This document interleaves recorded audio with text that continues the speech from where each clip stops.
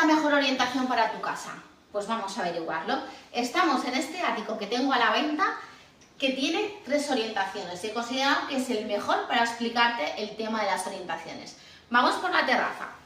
Empecemos por la orientación este.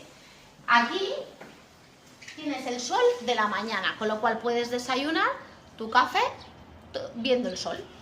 Y aquí tenemos orientación sur. Tenemos la orientación sur durante todo el día, con lo cual en esta terraza también puedes en invierno aprovecharte del sol valenciano. En el comedor lo mismo, puedes comer con los rayos del sol.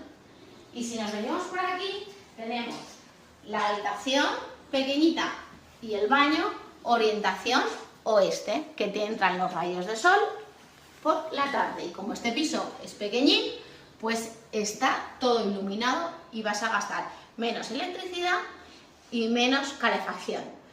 No tienes orientación norte en esta vivienda. ¿Es malo o bueno? Pues depende un poco de ti. En la orientación norte no te entran los rayos del sol directamente, pero sí tienes mucha luz, si tienes unas vistas amplias. Si quieres más información sobre orientación o sobre cualquier otra necesidad, pues me llamas.